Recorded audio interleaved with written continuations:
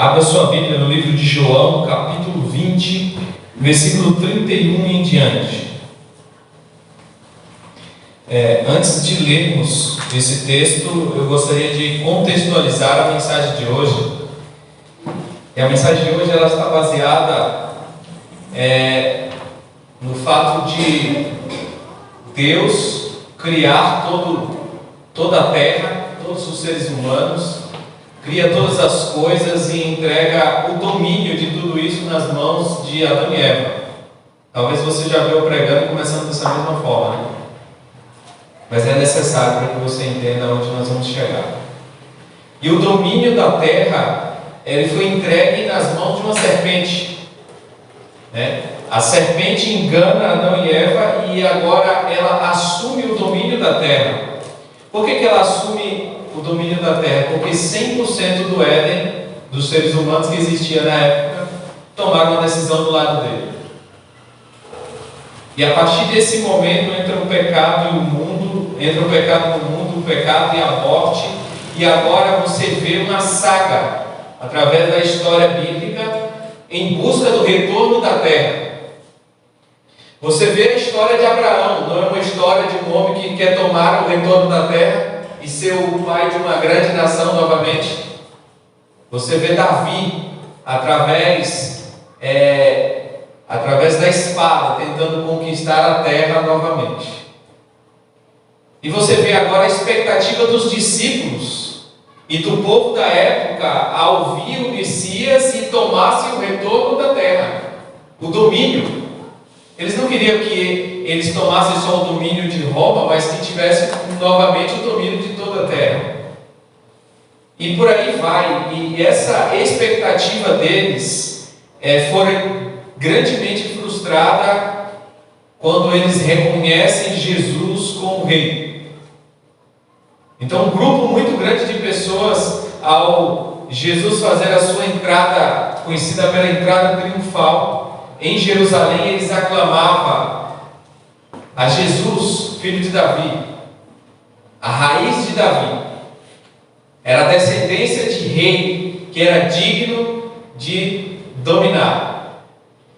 E a partir desses momentos, houve muita frustração, porque o domínio da forma que eles esperavam não foi retomado.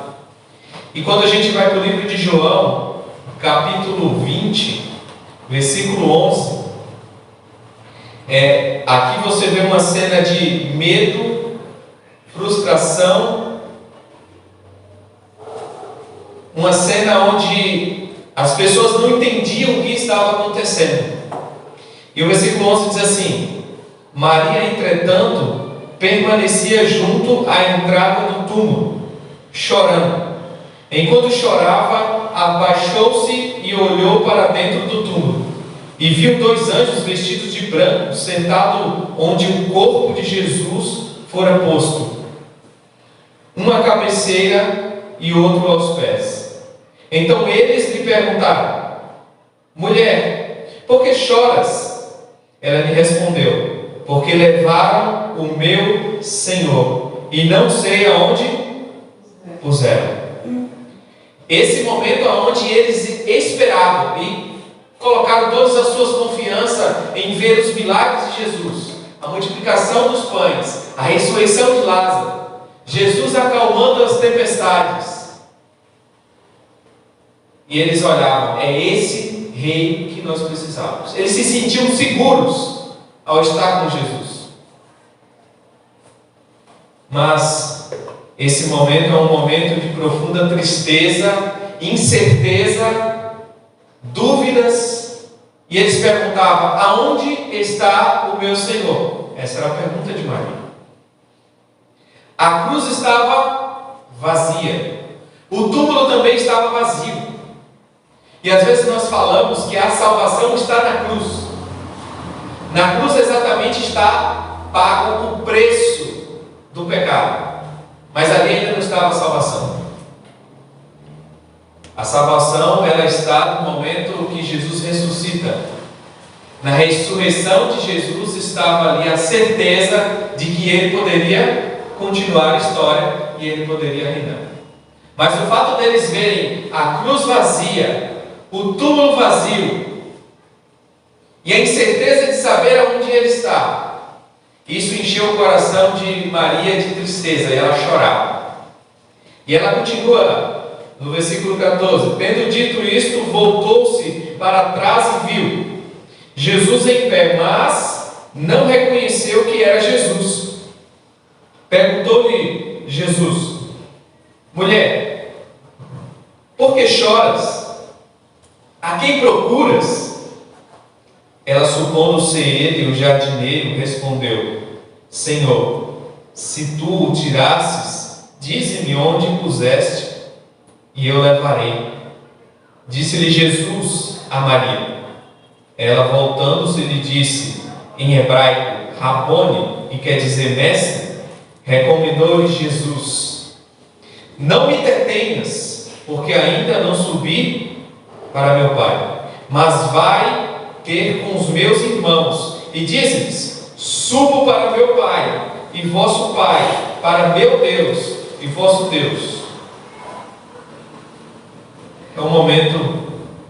Jesus, ele poderia ter subido imediatamente para o céu, e ele não precisava esperar essa cena, mas Jesus se compadece de uma, em específico, de uma mulher que chorava: aonde está o meu Senhor?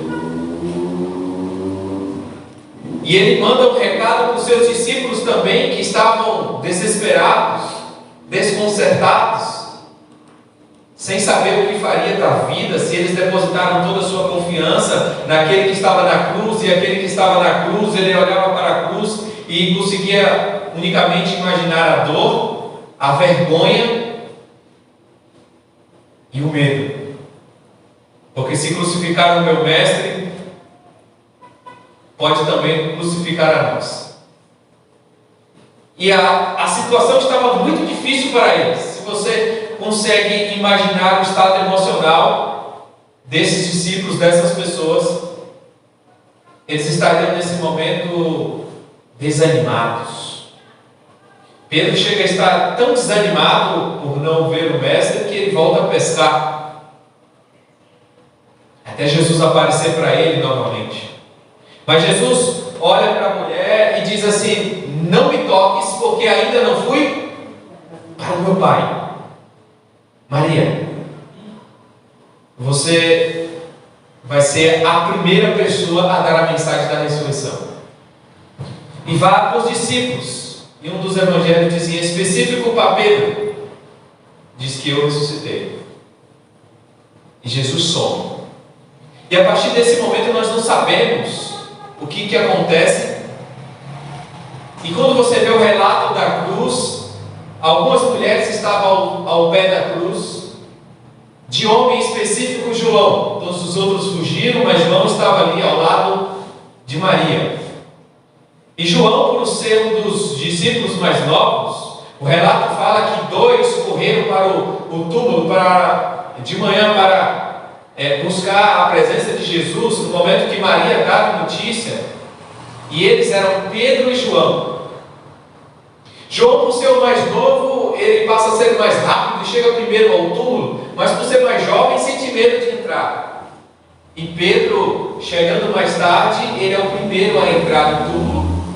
Mas Pedro vê algo que muda todo o seu modo de pensar e de imaginar a respeito de Jesus. Se roubaram ele do túmulo, se ele não está aqui, por que os lençóis estão dobrados? Por que as coisas que parece que alguém que saiu daqui, ele arrumou? Sabe quando você acorda de manhã e arruma a sua cama antes de se levantar? Não foi algo corrido, não foi algo sequestrado, não parecia isso. Isso enche o seu coração de esperança. Talvez agora o pensamento será a ressurreição. Mas João, também ao ver a situação, se conforta, mas ainda fica com grande dúvida. E esse João cresce, envelhece, e talvez as dúvidas que ele tinha naquele exato momento que ele não conseguiu entender a respeito de Jesus, ele recebe uma visão na ilha de Patmos, ainda João assim já idoso, e essa visão dele está no capítulo 4 e capítulo 5 de Apocalipse. No capítulo 4 de Apocalipse, João tem uma visão do trono de Deus, os 24 anciões, mas embora ele tenha a visão do trono de Deus, o Deus Criador sentado no trono, os 24 anciões ao redor do trono, ele não vê a presença de Jesus. Mas João ele tem uma segunda visão, aonde no capítulo 5, e é essa visão que nós vamos nos deter nesse momento, para que você entenda um pouco do que eu venho falando aqui. Capítulo 5, versículo 1, diz assim: vi na mão direita daquele que estava sentado no trono um livro escrito por dentro e por fora, de todo selado com 7 selos. Então João agora, ele vê, em uma das suas visões, ele viu, e a visão dele era que diante do trono está Deus, e do lado de Deus um livro com 7 selos, e ele está escrito por dentro e por fora. Para que você entenda um pouco o significado dessa figura no Apocalipse, você precisaria voltar um pouco no livro de Jeremias, capítulo 32. Nós não vamos ler, mas isso aqui, se você quiser se aprofundar no significado disso, você pode ir em Jeremias capítulo 32, aonde um profeta de Deus manda uma mensagem para o povo de Deus que ainda deveria comprar campos e terras. E o contexto era que Nabucodonosor estava vindo para sitiar Jerusalém, para aprisionar e escravizar o povo. E a mensagem era: vocês vão comprar terra. E a pergunta deles: por que nós vamos comprar terra se Nabucodonosor vai vir e vai nos escravizar? A mensagem de Deus é que vocês não vão ser escravos para sempre. Vocês não vão ficar cativos para sempre. E vocês vão ter que sair daí em algum momento. E quando você vai para o livro de Levíticos, capítulo 25, você vê que Deus, ele dá terra e distribui ali para as suas tribos. E a terra era de Deus, distribuídas para as tribos.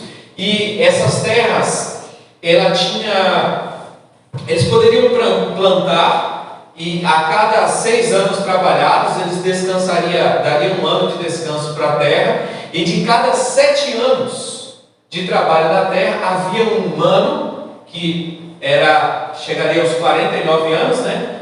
O ano 50 era chamado de o ano jubileu. Esse ano jubileu era um ano onde, se porventura alguém que adquiriu, ou alguma dessas tribos, foi à falência, não teve condições de plantar, não teve condições de cultivar aquela terra, e se porventura passasse um estrangeiro e comprasse aquela terra, ele poderia comprar. E qual seria o valor da terra? O valor da terra seria, na verdade, para você entender melhor, Deus disse que essa terra ficaria nas mãos de quem comprasse por 50 anos. O ano jubileu era o ano onde essa terra voltava para aquele que entrou em falência, não teve condições de cultivar aquela terra. Ele vendeu a terra. Quando se completava 50 anos, a terra voltava para eles novamente. Então, se um estrangeiro comprasse no 32, que eles tinham uma escritura da terra que era escrita por dentro e por fora. Essa escritura é como se fosse um testamento no qual, para você resgatar essa terra que alguém perdeu ou vendeu no ano jubileu, precisava de um familiar apresentar essa escritura mostrando que ele fazia parte daquela família. Então, o contexto de Apocalipse, ele está falando exatamente disso, de uma escritura. Então, podemos imaginar aqui em Apocalipse capítulo 5, João vê a escritura da terra, e ela está selada com 7 selos. O número 7 você sabe que significa perfeição. Então significa que esse livro estava perfeitamente selado, ou estava muito bem selado, ao ponto de ninguém poder abrir. E o versículo 2 diz assim: vi também um anjo forte que proclamava em grande voz: quem é digno de abrir o livro e de lhe desatar os selos? Ora, nem no céu, nem sobre a terra, nem debaixo da terra, ninguém podia abrir o livro, nem mesmo olhar para ele. Então imagina um momento onde João é levado a ver um pedacinho da história, aonde o anjo fala assim: olha, não tem ninguém digno de abrir o livro. Então João, sabendo que isso ali era a escritura da terra, e ao anjo falar que não havia ninguém digno, nem no céu, nem na terra, nem embaixo da terra, existia ninguém digno de abrir o livro. João olha no capítulo 4, no trono, vê Deus, vê os anjos, 24 tronos, e agora ele imagina que João, vendo o sacrifício de Jesus, a ressurreição de Jesus, e ele se pergunta: mas como que não tem ninguém digno de abrir o livro? Lembra que João é aquele que aponta para Jesus dizendo: esse é o Cordeiro de Deus que tira o pecado do mundo? Eu imagino João agora: e cadê o Cordeiro de Deus que tira o pecado do mundo? Ele não veio para nos resgatar? E o versículo 4 diz assim, João dizendo: eu chorava muito, porque ninguém foi achado digno de abrir o livro, nem mesmo de olhar para ele.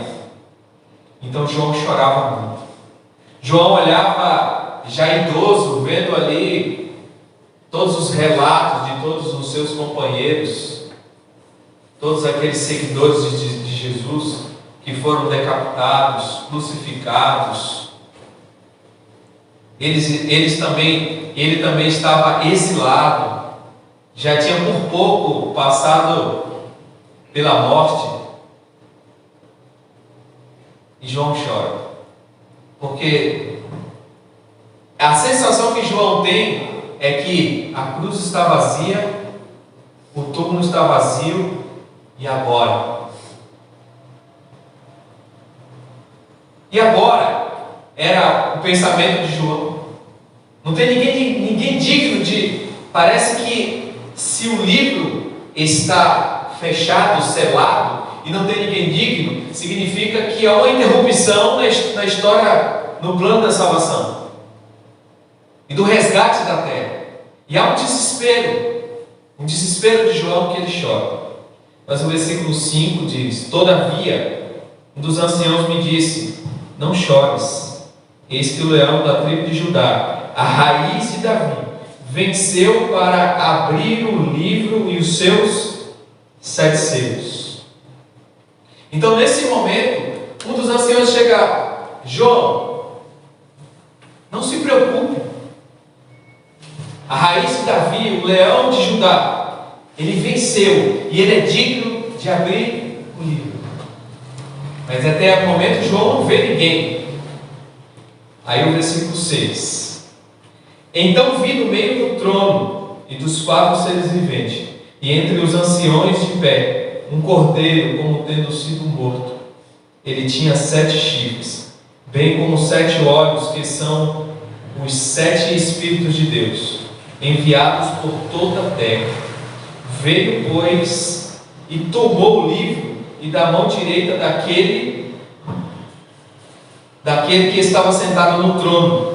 E quando tomou o livro, os 4 seres viventes e os 24 anciões prostraram-se diante do cordeiro, tendo cada um deles uma harpa e taças de ouro cheias de incenso, que são as orações dos santos, e entoavam um novo cântico, dizendo: digno és de tomar o livro e de abrir-lhes os selos, porque fostes morto, e com o teu sangue compraste para Deus os que procedem de toda tribo, língua, povo e nação. E para o nosso Deus o constituístes reinos e sacerdotes, e reinarão sobre a terra.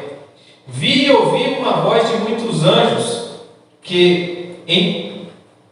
muitos anjos ao redor do trono, dos seres viventes e dos anciões, cujo número era de milhões, de milhões, de milhares, de milhares, proclamando em grande voz: digno é o Cordeiro que foi morto de receber o poder, riqueza, sabedoria e força, e honra, e glória, e louvor.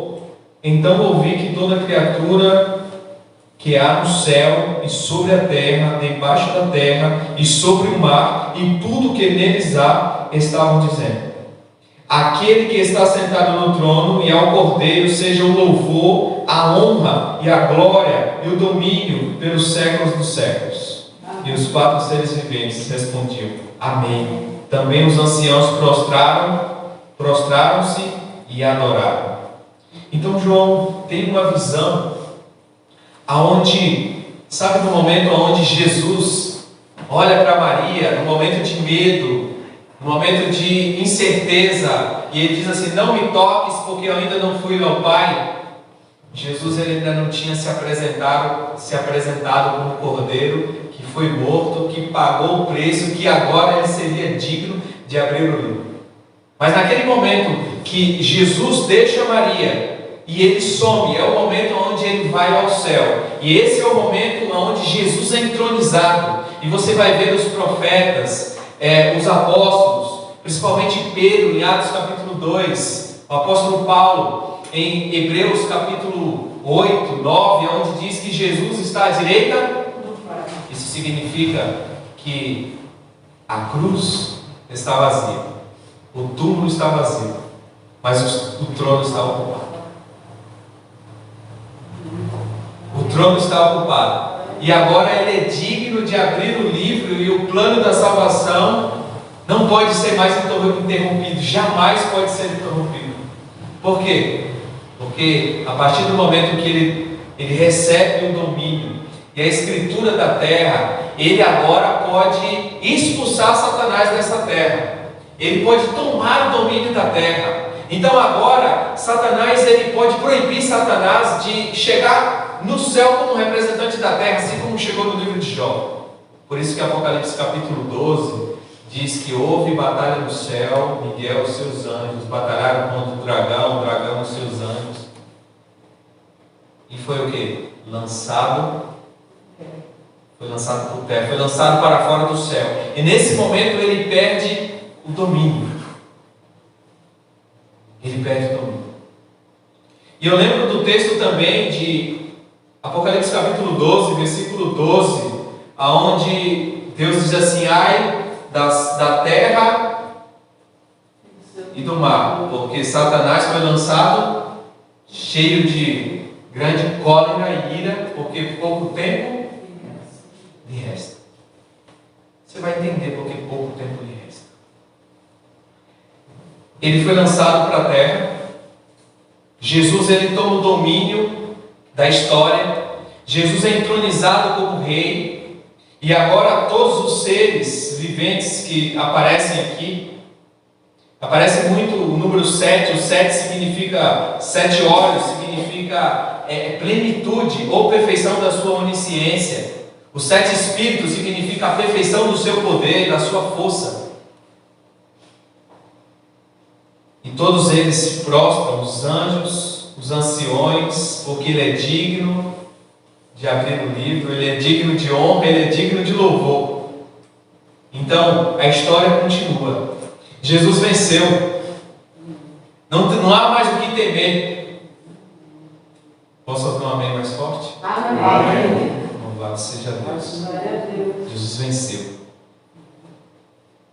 O diabo, ele está perdido. Mas você pode perguntar: se Jesus venceu, e se ele tomou o domínio da terra, e se ele já foi entronizado, e ele está sentado no trono, por que nós estamos sofrendo tanto? Porque ainda tem o mesmo sentimento de Maria, muitas vezes no nosso coração, de João: aonde está Deus? Ele está vindo? Porque ainda há essa sensação de: será que vai melhorar? Será que Quando você olha para a violência, você olha para a injustiça, você ainda tem a mesma sensação de a cruz vazia, o túmulo vazio, e você esquece do trono e você fica imaginando, mas se ele está sentado no trono, por que ele não voltou ainda? Se ele já retomou a escritura da terra e já está no seu domínio, por quê? Para você entender isso, havia dentro das jurisdição levítica, havia uma lei que era o seguinte: embora você não teve condições de cultivar a terra, e a lei diz que algum parente seu tinha que fazer de tudo para que você te ajudar, para que você não vendesse. Mas caso não aparecesse nenhum parente e você vendesse a terra, vamos supor que o Caio, habitante de Minas Gerais, ele não tem condições de cultivar a sua terra e vende para um estrangeiro, baiano, Elton Passo de Souza, compra a terra. Caio já tinha cultivado a terra por 25 anos.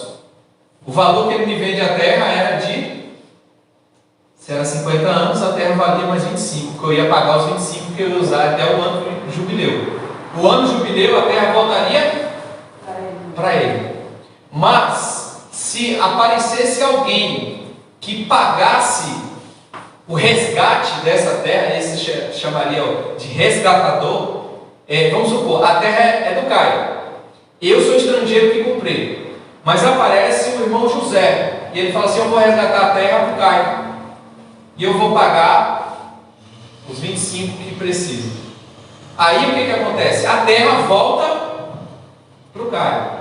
Mas na jurisdição levítica acontecia o seguinte: se o Caio, o José retomou a terra, resgatou a terra para o Caio, e eu plantei na terra, ele só pode tomar posse depois que eu colhei.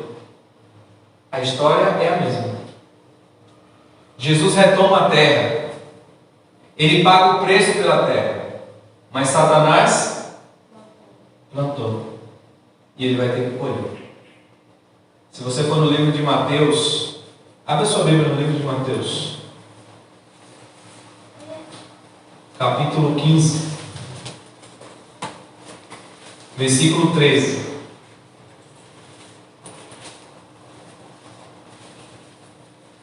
Vou ler o versículo 12 para você entender melhor. Então, aproximando-se dele, os discípulos disseram: sabe que os fariseus, ouvindo a tua palavra, se escandalizaram. Ele, porém, respondeu: toda planta que meu Pai Celestial não plantou será. Jesus está dizendo assim: sabe por que eles se escandalizam? Eles não entendem que eu sou o Messias, o Salvador, o filho de Davi, a raiz de Davi que veio para resgatar eles?